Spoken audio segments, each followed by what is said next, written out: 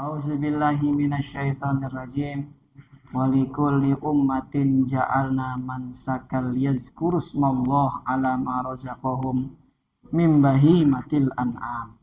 Qala Rasulullah alaihi afdhalus shalah wa tamut taslim ma amila adamiyu amalan yauman nahri ahabbu ilallahi min hiraqatid dam. Sadaqallahul azim wa sadaqa rasuluhul karim. Yang sama-sama kita hormati dan kita cintai karena Allah tokoh masyarakat kita, Bapak RT Bapak Nur Hadi, juga Bapak Haji Abdullah, serta para tokoh masyarakat, Bapak Haji, Ibu Haji yang mohon maaf tak dapat disebutkan satu persatu, namun tidak mengurangi sedikit pun rasa hormat dan mahabbah kami, Bapak Ibu jamaah yang dirahmati dan dimuliakan Allah Subhanahu wa Ta'ala. Yang pertama, kita bersyukur kepada Allah malam hari ini kembali kita bisa melanjutkan pembahasan fikih 4 mazhab karya Dr. Wahbah Zuhaili dalam kitab beliau yang berjudul Al-Fiqhul Islami wa Adillatuh. Mari sama-sama kita baca suratul Fatihah buat sang mu'alif. Mudah-mudahan Allah jadikan kuburnya raudhah min riyadil jinan. Kita yang sedang membahas kitab beliau dibukakan pintu hati kita sehingga bisa memahami setiap kata yang tertulis dalam kitab ini. Buat kaum muslimin dan muslimat yang telah berpulang ke rahmatullah, khususnya jamaah al-istiqomah, mudah-mudahan Allah ampunkan dosa-dosanya. Orang tua kita yang telah meninggal dunia, Allah tinggikan derajat kedua orang tua kita. Kita dijadikan anak yang soleh dan solehah. Ilmu yang kita dapati bisa menjadi ilmu yang bermanfaat. Al-Fatihah. A'udzubillahi minasyaitonirrajim. Bismillahirrahmanirrahim. Alhamdulillahirabbil alamin arrahmanirrahim maliki yaumiddin. Iyyaka na'budu wa iyyaka nasta'in. Ihdinas siratal mustaqim siratal ladzina an'amta 'alaihim ghairil maghdubi 'alaihim waladdallin. Amin ya rabbal alamin. Salawat dan salam tentu senantiasa tercurah untuk Nabi kita Muhammad sallallahu alaihi wasallam, keluarga, sahabat serta pengikutnya yang setia hingga akhir zaman. Hadirin jamaah yang dirahmati Allah Subhanahu wa Ta'ala, pada pertemuan bulan lalu kita sudah membahas yang pertama definisi udhiyah, yang kedua kita bahas dalil dalam Al-Quran dan hadis sehingga kita temukan bagaimana hukum udhiyah itu sendiri, dan yang ketiga sudah kita bahas syarat-syarat dalam pelaksanaan udhiyah. Malam hari ini kita akan masuk pembahasan yang keempat, al-mabahasur rabi', pembahasan yang keempat, al-hayawan al-mudahhi bihi, hewan yang kita jadikan udhiyah. Nanti kita akan bahas termasuk di dalamnya sunnah-sunnah ketika kita akan melakukan udhiyah. Mudah-mudahan ini jadi ilmu yang bermanfaat buat kita. Al-matlabul awal nau'ul hayawan al-mudahhi bihi. Bagian pertama dari pembahasan tentang hewan yang kita jadikan udhiyah, jenis hewan itu sendiri. Ittafaqal ulama ala annal udhiyah la tasihu illa min na'am. Semua kita udah tahu bahwa seluruh ulama sepakat, tidak ada perbedaan di antara mereka bahwa yang namanya udhiyah itu tidak sah kecuali dari jenis hewan ternak. Hewan ternak, kambing atau domba sejenisnya, sapi kerbau sejenisnya, atau unta. Bagaimana nanti kalau ada persilangan antara tiga tadi? Bisa nggak kira-kira? Kalau seandainya terjadi kambing dikawinin sama sapi, misal begitu. Kalau terjadi bagaimana? Ngikut kambing apa ngikut sapi kira-kira? Kan bisa dilihat yang laki, yang perempuan bisa dilihat ya. Kalau yang perempuannya itu kambing, maka dia ikut kambing begitu. Karena lahir dari rahim. Kalau ibunya sapi, maka anaknya dianggap anak sapi. Kita kan begitu ya enggak? Anak sapi kalau ibunya sapi. Anak kambing kalau ibunya kambing. Wa qala Syafi'iyah. Tapi kalau kata mazhab Imam Syafi'i berbeda. Apa nih kata beliau? Al-mutawallid baina jinsain. Kalau lahir di antara dua jenis yang berbeda dari hewan ternak tadi yang dibolehkan untuk dijadikan udhiyah, yuk tabar a'lal abawaini sinnan. Yang dianggap itu yang usianya paling tua. Kalau kambingnya lebih tua daripada sapi, walaupun yang lahirin itu adalah betina sapi, dianggap anak kambing. Karena kambingnya lebih tua, dilihat yang lebih tua. Kalau yang tuaan kambing, ya berarti dia ikut kambing. Nggak dilihat jenis kelaminnya. Begitu ya. Kalau terjadi kelahiran sih, ini di dalam fikih udah dijelasin begini, berarti memungkinkan terjadi hal yang demikian. Bukan berarti ini ngada-ngada, berarti pernah terjadi ya. Waqtalafal fuqaha fil afdal. Tadi seluruh ulama sepakat bahwa udhiyah sah dari jenis hewan ternak, semua sepakat. Namun berbeda ketika membahas mana hewan yang paling afdol. Kambing, sapi, atau unta yang paling afdol. Terjadi perbedaan ulama. Kita baca. Faqala al-Malikiyah, menurut Imam Malik dan mazhab pengikut beliau, al-afdol ad-dha'nu summal baqar summal ibil. Kalau kita ngikutin mazhab Imam Malik, yang paling afdol itu domba. Habis domba, sapi. Habis sapi, unta. Begitu. Ya, dari jenis kambing berarti kan domba dulu, baru kambing gitu ya. Habis dari jenis kambing, tadi sapi atau kerbau. Habis sapi, unta. Begitu. Jadi yang paling afdal menurut Imam Malik, kalau kita yang ngurban, kalau kita udhiyah, kita belinya kambing. Alasannya apa? Nazran liti bilahmi. Alasan yang pertama, karena daging kambing lebih enak daripada daging sapi. Daging sapi lebih enak daripada daging unta. Begitu. Jadi alasannya dagingnya lebih enak. Wali annan nabiyya doha bikabsyain. Dan dalil atau alasan yang kedua, Nabi udhiyahnya bukan dengan sapi, bukan dengan unta, tapi dalam hadis Nabi udhiyahnya dengan 2 ekor domba. Maka kata Imam Malik, yang paling afdol itu adalah hewan udhiyah dari jenis domba. Wa aqsus Syafi'iyah wal Hanabilah. Tapi Imam Syafi'i dan Imam Hambali berbeda.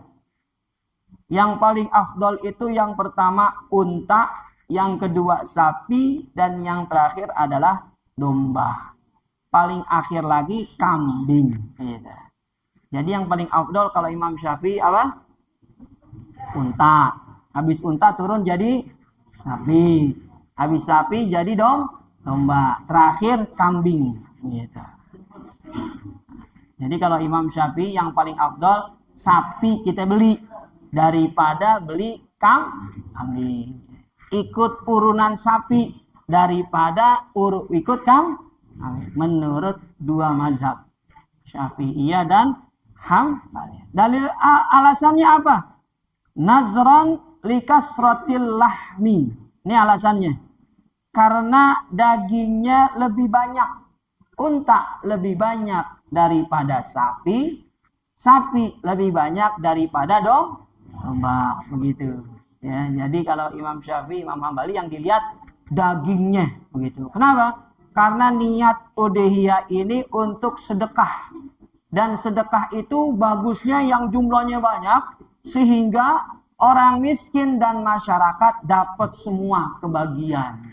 Kalau kambing dikit dagingnya. Kalau sapi banyak. Begitu. Wali qasdi tausi'ah alal fuqara. Karena udhiyah ini tujuannya adalah memberikan kelapangan rezeki buat fakir miskin. Ini alasan yang pertama. Dagingnya lebih Tanya. Imam Syafi'i, Imam Malik ada loh hadis dari Nabi. Kenapa Nabi pilih kambing? Karena Nabi kurban dengan kambing. Maka kambing lebih afdol. Kalau Imam Syafi'i dalilnya ada nggak dalam hadis? Ada, kata beliau. Hadis tentang sholat Jumat. Hadis tentang sholat. Siapa yang datang sholat Jumat di awal waktu, faka'an nama korroba badnatan. Ya, kata Nabi, siapa yang datang sholat Jumat di waktu-waktu pertama, maka seolah-olah dia telah sedekah dengan seekor unta. Dia datang jam kedua, seperti sedekah dengan seekor sapi. Kan begitu hadisnya kan? Barang siapa yang datang di jam yang ketiga, maka dia seolah-olah bersedekah dengan seekor domba. Paling ujung dapat telur ayam. Paling ujung dapat telur ayam. Itu ketika khotib akan naik ke atas Kalau khotib sudah Assalamualaikum warahmatullah, maka udah nggak dapat lagi tambahan sedekah, kata Nabi. Maka dari hadis ini, kata Imam Syafi'i dan Imam Hambali, jelas sekali keutamaan itu, ya, sedekah dengan seekor unta. Paling pertama disebutin unta, lalu sapi, lalu kambing, lalu ayam, lalu telur. Nggak ada bebek, ya. Nah, itu perbedaan ulama. Jadi Bapak Ibu silakan mau pilih pendapat yang mana. Saya mau ikut mazhab Imam Malik, maka saya pakainya belinya kambing, terserah. Saya mau ikut mazhab Imam Syafi'i, ikutnya sapi. Wa ra'yul Hanafiyah, terakhir mazhab Imam Hanafi, al-aksaru lahman huwal afdol. Dia ikut mazhab Imam Syafi'i, yang paling banyak dagingnya itu yang paling afdol. Nah, itu terjadi perbedaan ulama. Kalau dagingnya sama, ya, dagingnya sama nih. Kambing kalau beli 7, sapi beli 1, dagingnya sama. Karena kambingnya gemuk-gemuk, sapinya kurus, begitu. Bisa jadi nggak kira-kira? Ini kalau beli kambing nih 7 nih, gemuk-gemuk. Kalau duitnya dipakai buat beli sapi, sapinya kurus. Berarti kan dagingnya misalnya sama ternyata nih, ditimbang. Mana yang kita pilih? Itu dibahas oleh para ulama. Qala al-Hanafiyah, kalau timbangannya sama, fa'at yabuha lahman afdol. Maka yang dilihat yang dagingnya paling enak. Dagingnya paling enak menurut orang Arab itu kambing. Kalau menurut orang Cipedak, enakan kambing apa sapi kira-kira? Enakan sapi, enakan kerbau. Berarti itu yang kita pakai. Nah, di sini apa tuh? Titik merahnya sama semua. Kalau jumlahnya, beratnya sama, kita pilih yang dagingnya paling enak. Tapi daging paling enak tiap daerah beda. Orang Arab sukanya kambing, gitu ya. Kalau kita misalnya di Cipedak sukanya sapi atau kerbau, maka tetap yang lebih afdol itu adalah sapi, kerbau, ya.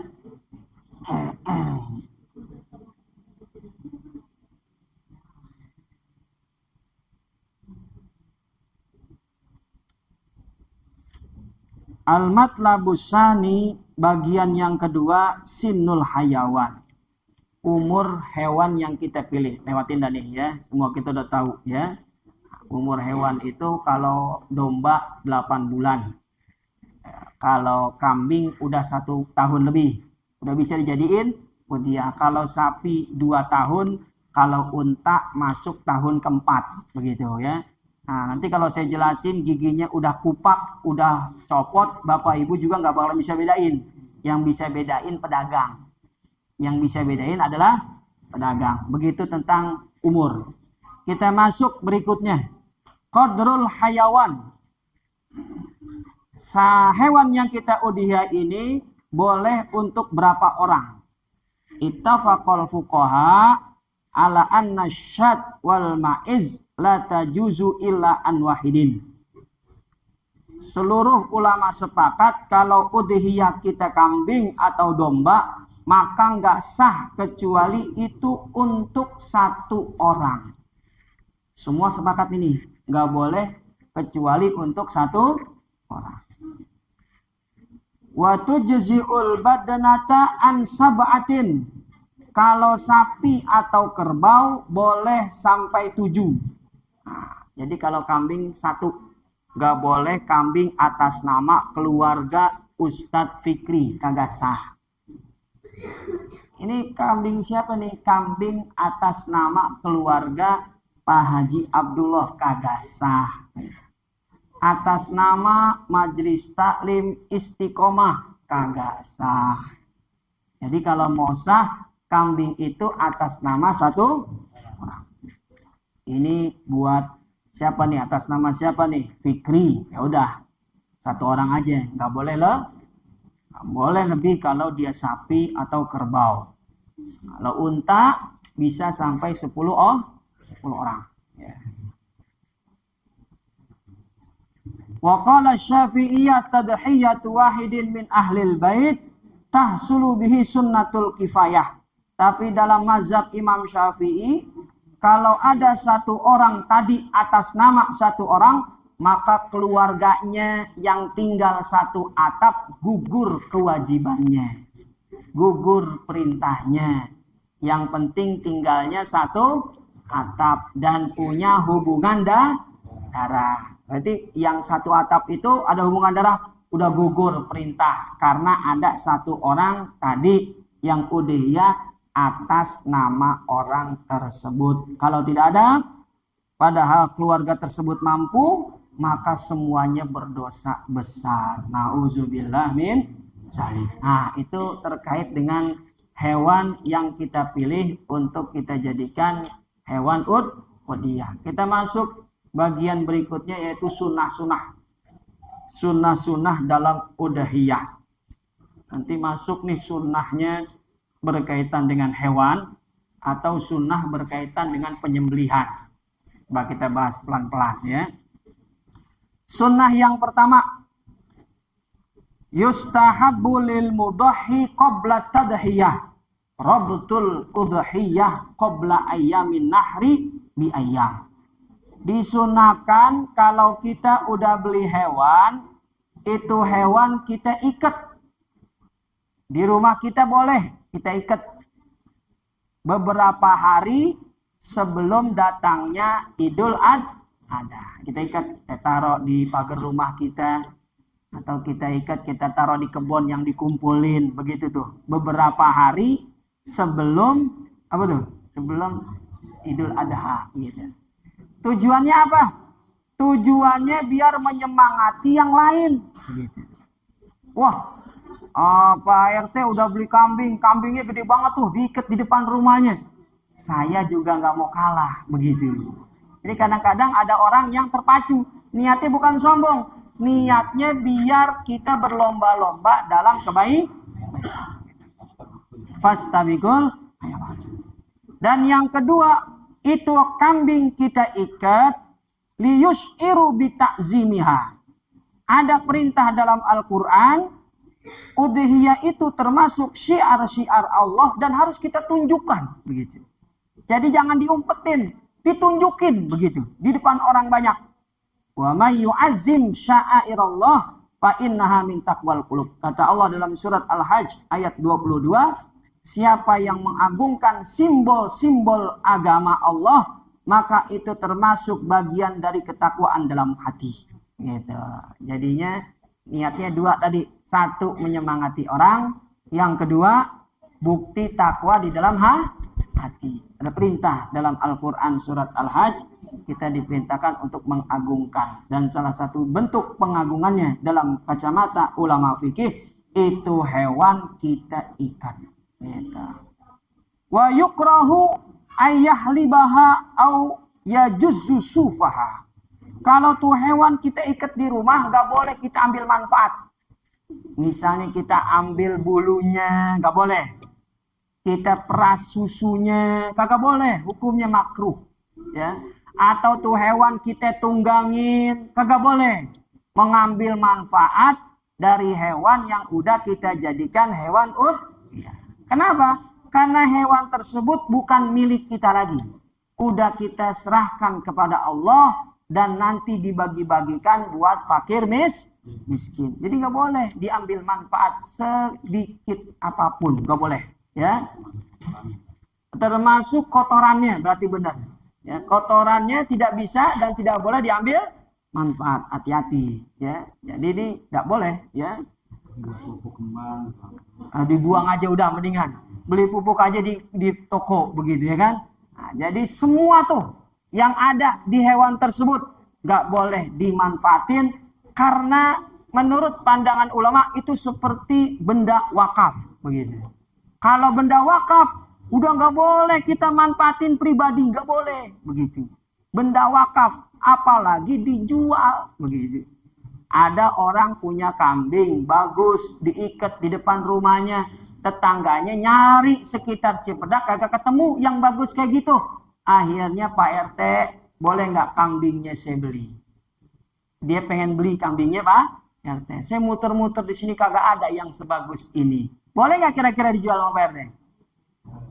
Kalau untung boleh. Kan tadi nggak boleh dimanfaatin. Harus dikembalikan kepada Allah, nanti fakir miskin. Boleh dijual. Bener kata Pak RT, harganya lebih mahal. Belinya berapa kita dulu? 5 juta. Jual 7 juta. Ya enggak? Beli 5 juta, jual. Tapi dipastiin kata para ulama, kalau kamu berani menjual, wajib beli kambing yang lebih gede daripada itu. Begitu. Ya hati jadinya ya kan. Harus lebih gede daripada yang. Jangan pas kita jual kayaknya nih 7 juta dapat lebih gede. Pas kita cari ke pedagang udah naik harganya. 7 juta malah dapat yang kecil. Dosa dia. Jadi hati-hati ya. Hewan tadi kalau ada yang nawar boleh kita beli dengan catatan ya. Dia bisa membeli yang lebih baik, lebih buruk, wah dia berdosa berarti begitu, ya enggak? Wa in waladat al udhiyah waladan zubiha waladua ma'al Kalau tiba-tiba hewannya itu sebelum dipotong dia lahirin anak, gitu, ya enggak? Ada kambing kita jadiin udhiyah, kambing betina boleh. Kambing betina boleh, kambing jantan boleh, kambing yang dikebiri juga boleh. Kan ada kambing yang dikebiri kan? Tujuannya apa tuh? Biar gemuk, kadang-kadang dagingnya pedagang apa tuh peternak yang tahu cara mengkebirinya. Ya. Itu boleh. Kalau kita beli betina tiba-tiba dia lahir, kita lebarannya hari Rabu, ya kan? Hari Ahad lahir tuh anak kambing. Bagaimana jadi ceritanya tuh? Dua-duanya kita sembelih. Dua-duanya kita, walaupun umurnya belum cukup. Kan belum cukup ya? Harusnya kan udhiyah itu ada umurnya tadi kan? Kalau domba 8 tahun. Kalau kambing lebih dari 1 tahun. Walaupun nih anak masih kecil banget, kita sembelih. Kenapa? Karena anak ikut dengan ibunya. Gitu. Nah ibunya ini kan hewan udhiyah, lahir anaknya, dia ngikut tuh dagingnya dengan ibunya. Jadi disembelih juga, dagingnya dibagi-bagiin buat fakir miskin. Bukan, wah alhamdulillah nih lahir anak, udah saya piara dan anak. Ibunya aja yang kita sembelih, gak bisa. Dua-duanya disembelih. Kalau ditunda tahun depan? Kalau ditunda tahun depan berdosa berarti ya. Karena dia menyimpan apa tuh harta orang lain, gak boleh, hati-hati ya. Nah, jadi hari itu juga, tahun itu juga kita ada yang lagi disembelih pas dibuka perutnya ada anaknya. Ada nggak kadang-kadang begitu tuh? Ya ada bayi di dalam perut kambing nih. Bagaimana sikap kita kira-kira? Dipotong juga lehernya begitu. Bismillahi Allahu Akbar. Di dalam perut ada bayinya, maka juga kita sembelih begitu ya. Mengucapkan Bismillahi Allahu Akbar. Ini apa tuh ya? sunnah yang pertama. Hewan itu diikat ya. Wa yustahabbu ayyatawajjaha wa yustahabbu limuridil udhiyah ayyazbaha binafsihi. Barang siapa yang ingin udhiyah maka disunnahkan yang kedua dia sembelih dengan tangannya sendiri. Nah, begitu. Kalau tidak sanggup wa in qudira alaihi kalau dia nggak sanggup maka boleh diwakilin sama orang lain. Seperti Rasulullah dulu mewakili penyembelihan unta, dia udhiyah 100 unta sampai ke 60 sekian, beliau wakilkan kepada Ali bin Abi Thalib. Wa yustahabbu dan disunahkan bagi yang tadi tuh, yang mewakili, ayyahdura liqaulin nabi kumi ila udhiyatika washhadiha. Sunnah nih ya, buat orang yang diwakilin hendaklah dia hadir pada proses pemotongan hewan milik dia tadi dan dia menyaksikan sambil berdiri. Jadi menyaksikannya sambil berdiri. Begitu dipanggil, hewan bapak ini akan disembelih, tuh dia langsung datang tuh ke kambingnya. Lihat kambingnya lagi disembelih. Kalau nggak kuat ngelihat darah, lihat bagian belakangnya, punggungnya. Begitu hewannya rubuh, baca inni wajjahtu wajhiya lillazi fataras samawati wal ardo hanifam muslimau wa ma ana minal musyrikin la syarika lahu wa bizalika umirtu wa ana minal muslimin. Di ujung baca inna sholati wa nusuki wa mahyaya wa mamati lillahi rabbil. Itu harus dibaca sunnahnya itu. Kadang-kadang kita sering kelewat nih. Hewan pak ini mau disembelih, dia diam aja udah begitu. Berdiri, lihat, lalu baca tuh tadi tuh. Ada dua yang dibaca. Yang pertama apa tadi? Inni wajjahtu. Yang kedua, inna sholati wa nusuki sampai akhir. Itu dibaca dua. Begitu darah muncrat sebelum netes ke tanah, itu dosanya udah diampunin. Doa-doa mustajab. Di situ Bapak Ibu berdoa. Begitu darah muncrat, berdoalah. Ya Allah, aku punya hajat kepadamu ya Allah. Hajat yang pertama, utamakan akhirat. Ampunkan dosa-dosa saya. Jadikan saya meninggal dalam keadaan husnul khotimah. Orang tua saya diberikan ampunan Allah. Terus yang akhirat semuanya. Baru yang terakhir di ujung minta dunia. Ya Allah, saya punya utang belum kelar-kelar ya Allah. Baru di belakang. Jangan utang ditaruh di depan. Tapi yang akhirat dulu kita minta. Yang belakangan baru kita minta urusan dunia. Karena di situ doa kita mustajab. Ya. Buat yang melakukan udhiyah, yaqulu bismillahi Allahu akbar. Allahumma taqabbal minni. Ya Allah, dengan nama Allah, Allahu akbar, terimalah udhiyah ini dari saya. Kalau dia diwakilin berarti Allahumma hazil udhiyah minka walaka wa an fulan bin fulan. Disebutin namanya di situ ya. Bismillahi Allahu akbar. Ya, ini sunnah. Ya, bagi yang akan melakukan udhiyah, dia nggak sanggup untuk menyembelih, boleh digantiin, tapi harus hadir dan menyaksikan hewan udhiyah tersebut disembelih ya. Kalau dia kirim ke kampung boleh, tapi harus live ngelihatnya tuh pas disembelih. Jangan dikirim video doang. Pak Haji, ini video sapinya waktu kita potong dan ini foto-fotonya. Berarti sunnahnya udah lewat. Sunnah doa kita mustajab udah udah jadi, udah sembelih, udah habis ya. Mestinya langsung video call saya maunya. Begitu rubuh, baca tadi dua, ini wajatu sama inna sholati wa nusuk. Begitu darah muncrat, langsung berdoa. Ya Allah, berdoa banyak, berdoa banyak. Sampai darahnya keluar habis, sampai itu juga doa kita mustajab dijabah oleh Allah Subhanahu wa ta'ala. Jadi mintanya live kalau kita kirim hewan tersebut ke tempat yang lain. Bahkan para ulama mengharamkan hewan udhiyah dikirim ke tempat lain. nyembelihnya di sini, di RT 6. Dagingnya nggak boleh dikirim keluar. Batasannya berapa? Batasannya sejarak qasar sholat 85 kilo. Ini kambing dibungkus-bungkusin, ada 3 karung, mau dikirim kemana nih Pak RT? Dikirim ke Bogor, lagi kena bencana. Lihat, dari sini ke Bogor ada nggak 85 kilo? Nggak ada, paling cuma 40 kilo boleh. Jadi kalau lebih dari 85, hukumnya haram. Kenapa? Karena bisa terjadi fitnah di tempat disembelihnya hewan. Tahun ini alhamdulillah sapinya 7, bener ya? Kambingnya 20. Pas dapat bagian warga cuma dikit-dikit. Akhirnya berujarlah warga, tahun ini lebih banyak, kenapa dagingnya jadi dikit ya? Begitu. Takut ya, takut terjadi makanya di mana hewan itu disembelih, dibagiin dagingnya di situ. Kalau pengen dibagiin di Bogor, bawa kambingnya hidup-hidup begitu. Ini kebanyakan nih kita kambing nih, ada 20. Kirim dah 2 kambing ke Bogor, hidup-hidup, disembelihnya di sono begitu.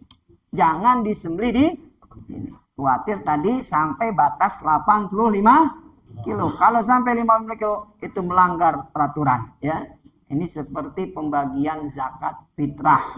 Pembagian zakat di mana dikumpulkan, di situ bagikan begitu ya enggak? Dikumpulin daerah Pondok Indah, bagiinnya juga di Pondok Indah. Kalau dibagiinnya di Cipedak, semua kita kebagian. Karena kita termasuk orang miskin dibandingkan warga pondok. Makanya di mana diambil, di situ bagikan. Ada fakir miskin yang datang, kita bagi, ya. Nah, itu termasuk sunnah-sunnah yang perlu kita lakukan. Wal afdalu ayyazbahar rajul, yang paling afdol itu yang nyembelih anak laki, jangan perempuan. Tapi kalau perempuan bisa, tidak jadi masalah. Kalau perempuan bisa, tidak jadi. Ada nggak di sini sejarahnya perempuan nyembelih, Pak Haji Abdullah? Belum ada ya? Belum ada. Ibu ada yang sanggup kira-kira nggak nih? Belum ada ya? Belum berani ya? Jangankan yang perempuan, yang laki aja kadang belum siap ya nggak? Kalau di Pela, di Bangka pernah ada seorang ibu-ibu itu pinter nyembelih begitu. Ibu-ibu bisa nyembelih, tapi nggak ada lanjutannya, dia doang dulu ada begitu, kita dengar kisahnya ya.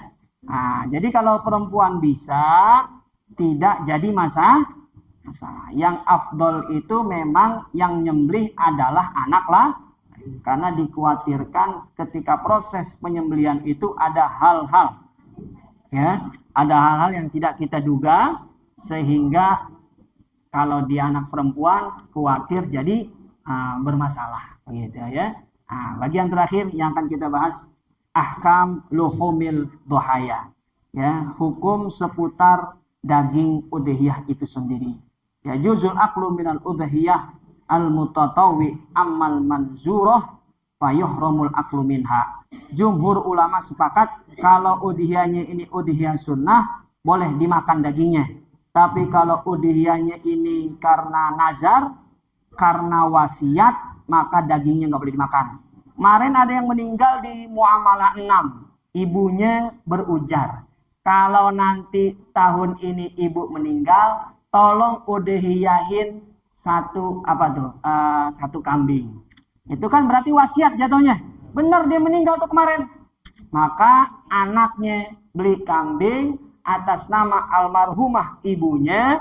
Nah, dagingnya nggak boleh dimakan karena nazar, karena wasiat. Maka ini harus kita pahami. Ketika Pak RT nanti ngirim dagingnya, Pak, ini biasanya kan kalau kambing pengurban dikasih berapa tuh? Dikasih paha, ya kan? Paha depan. Ini jatah pengurban, ambil, tapi nggak boleh dimakan. Dia langsung berikan lagi ke orang lain. Kasih ke fakir miskin, kasih ke tetangganya, boleh, silakan. Karena dia sudah bernazar, karena dia sudah berwasiat ibunya, maka jatuhnya haram untuk dimakan.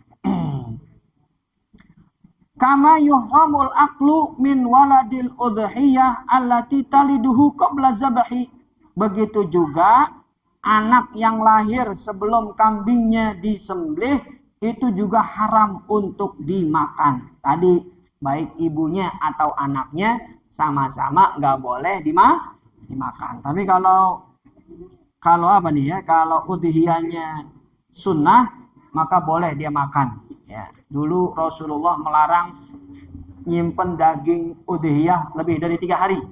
Tapi setelah kaum muslimin sudah mapan, boleh kita simpen daging kambing tadi, daging udhiyah tadi lebih dari 3 hari. Dan dibaginya 3 buat kita, 3/4 lagi buat fakir miskin, 1/4 lagi buat hadiah. Yang 2 bagian diwakilin sama panitia. Jadi yang 1/4 buat fakir miskin, panitia yang bagiin. 1/4 buat tetangga, warga yang kaya ataupun yang miskin, panitia juga yang wakilin distribusinya. Kita pengurban cuma dikasih 1/4, yang tadi boleh dimakan dan boleh disimpan, dikasih 1/3. Kalau zaman dulu kan motongnya sendiri-sendiri di rumah. Dia motong sendiri, dia ngulitin sendiri, dia bagi-bagi sendiri. Jadi kalau dibagi-bagi sendiri tadi, dibagi 3. 1/3 buat di rumahnya, 1/3 buat fakir miskin, 1/3 lagi buat tetangga-tetangga sebelah. Begitu ya. Nah, itu batasan maksimal. Kalau kita makannya kurang dari 1/3, itu jauh lebih afdol. Harusnya jatahnya bukan 1 paha. 1/3 itu lebih dari 1 paha. Ya, memang maksimal 1/3, tapi kurang dari 1/3 itu jauh lebih afdol dan jauh lebih baik. Ya, kita ambil dikit saja, sisanya itu kita berikan buat fakir miskin dan tetangga sekitar. Wa yuhramu bai'u jidil udhiyah wa trafiya wa rasya wa sya'ri wa bariha ba'da zabahiha. Nggak boleh dijual kulit udhiyah, lemak udhiyah, dagingnya, apalagi kepalanya, apalagi bulunya, susunya, semua kagak boleh dijual, ya. Jatuhnya hukumnya haram. Man ba'a jildal udhiyah fala udhiyatalah. Siapa orang menjual kulit udhiyah, maka udhiyahnya tidak sah, kata Rasulullah sallallahu alaihi wasallam. Wala yajuzu i'ta'ul jazzar. Maka dengan demikian tidak boleh diberikan kepada jagal sebagai bentuk upah buat mereka. Kagak boleh. Kalau zaman dulu kulit itu dibagiin orang-orang dan orang-orang bisa manfaatin. Dapat sepotong kulit dijadiin dompet, dijadiin buat nutupin sendal. Kalau zaman sekarang kulit kita potong-potong dibagiin orang, dibuang apa enggak kira-kira? Maka panitia pinter, itu kulit dijual, duitnya buat fakir miskin dan biaya operasional selain bayar tukang. Nggak boleh, kalau buat bayar tukang nggak boleh, ya. Tapi itu duitnya buat dikembalikan ke fakir miskin. Gak boleh dikasih ke kas masjid, gak boleh. Kas masjid nanti urusannya ada yang lain, begitu ya. Jadi ini semua hewan ini apa tadi tuh ya, sudah diwakafkan, maka kalau dijual dibalikin lagi buat fakir miskin. Gak boleh. Dibeliin bumbu ya, kecap kita kasih fakir miskin, itu bagus. Jadi dia dapat daging, dia dapat juga bagus nih Pak Haji Abdullah. Jadi diberikan kembali buat fakir apa tuh? Buat fakir miskin. Ini kadang-kadang panitia kurban ada duit lebih. Asik kita makan-makan di restoran. Dosa semuanya tuh. Makanya saya di sekolah kalau jadi panitia kurban paling kagak mau. Karena biasanya terakhirnya makan-makan. Itu makan dari mana kira-kira duitnya? Gak apa-apa Pak Ustadz udah dapat rearet. Enggak bisa. Ya, itu hak fakir miskin. Begitu ya. Hak siapa tuh? Fakir miskin. Ya enggak. Kalau kita kasih kulit ke jagal di luar upah boleh. Misalnya Pak, Nih bapak nih saya upahin 500.000 ya. Alhamdulillah nih saya bayar ada 500.000. Ada berapa orang? Ada 7 orang Pak Haji. Bawa tuh kulit buat ente bagi 7. Tapi kagak dapat daging. Jadi dia dapatnya apa tadi tuh? Kulit misalnya begitu ya. Jadi kita kurangin jatah daging dia. Ya kan? Jangan udah dagingnya dapat. Kulitnya dia bawa pulang. Kepalanya dibawa pulang. Kakinya dibawa pulang. Buat warganya kagak ada. Hadirinnya enggak. Jadi harus proporsional, begitu ya enggak? Semua yang hadir di situ memang disunahin kita kasih semua, kita kasih daging, kita kasih daging. Tapi kalau udah yang dapat kepala, ya dagingnya dikurangin, kan begitu, bener nggak? Bapak udah ngambil apa Pak? Dari tadi bolak-balik aja. Kepala kambing udah 4 Pak RT. Ya Allah, bolak-balik mulu nih dia. Ya enggak? Kaki kambing udah belum? Udah, baru 2 ya enggak? Ya Allah. Ah, jadi baginya harus proporsional. Jagal kita kasih kan dia hadir. Alhamdulillah Pak Ustadz, ini jagal emang bisa ngurus untuk kulit, kita kasih dia kulit. Bermanfaat buat dia, tapi nanti dagingnya dikurangin, begitu ya enggak? Pasti mereka paham. Jadi nggak boleh dijadiin apa tuh itu? Dijadiin apa tuh? Upah. Tapi dibagi sebagai sedekah, sebagai hadiah itu boleh begitu. Tapi bagian yang lainnya dia berkurang. Ya. Gimana Pak? Iya, ini hadiah nih buat pejagal hadiah. Begitu ya enggak. Dagingnya mana Pak? Daging udah nggak dapet nih aja udah. Begitu ya enggak. Udah sih minta hatinya deh Pak RT. Oh, kebangetan nih enggak. Jadi dia propon. Pak RT yang tahu tuh, ya enggak? Warga kita sekian, dapatnya sekian, maka nanti baginya segini-segini. Ya enggak? Nah, paham enggak kira-kira nih? Terakhir, wa ajazal Hanabilah ihdaul kafir. Menurut Imam Hambali. Nah, jadi cuma Imam Hambali doang nih berpendapat. Boleh daging udhiyah diberikan kepada orang kafir. Boleh, kita kasih orang kafir. Iya, jadi kalau selama ini kita praktekin, itu pendapat Imam Hambali. Termasuk udhiyah atas nama orang meninggal. Itu juga pendapat Imam Hambali. Imam Syafi'i nggak boleh hewan diudhiyahin atas nama orang yang udah meninggal. Udhiyah ini rasa syukur kita kepada Allah. Kan inna a'toina kal, udah dikasih nikmat yang banyak, kita bersyukur. Nah, bapak kita udah meninggal, apa yang kita syukurin? Kan begitu. Jadi kalau yang udah meninggal, nggak bisa kata Imam Syafi'i. Tapi kata Imam Hambali, boleh. Haji buat ibu kita yang meninggal, boleh. Sedekah buat bangun masjid atas nama orang tua yang kita meninggal, boleh. Begitu juga udhiyah. Buat orang yang meninggal, juga kata Imam Ahmad bin Hambal, jatuhnya boleh. Oleh Imam Syafi'i udah nggak boleh aja, nggak boleh nggak sah. Ya, ini buat orang yang hidup aja, untuk mendekatkan diri kita kepada Allah Subhanahu wa Ta'ala. Wallahu a'lam bishawab. Ya, inilah penjelasan tentang udhiyah. Kalau ada yang mau ditanya, saya berikan kesempatan. Ya, silakan Pak. Jadi maksudnya haram di sini bukan dagingnya berubah jadi haram. Kitanya yang sedekah melakukan pelanggaran. Ini kan kadang-kadang mohon maaf, ada orang udah rajin sedekah, bagus. Tapi adab-adabnya dia nggak pakai begitu. Adabnya dia kagak. Alhamdulillah Pak Ustadz, warga kita udah rajin pada sedekah, jangan ditanya. Bawa indah ke rumah, begitu dilihat buahnya pada busuk. Buahnya pada dihadiahin beras, dibuka berasnya kutuan yang kagak bisa dimakan malah dikasih orang. Itu orang yang sedekah tapi nggak tahu apa tuh adabnya. Nggak tahu adabnya. Kalau ngasih barang, adabnya itu ada di sini. Nanti kita bahas nih. Bab sodakoh sunnah. Jadi diajarin di situ adab-adab ketika kita sedekah. Nah, maka ketika kita sedekah daging udhiyah disunahin bagi sekitar sini, begitu. Jangan dibawa keluar daerah melebihi 85 kilo. Itu jatuhnya melanggar aturan begitu.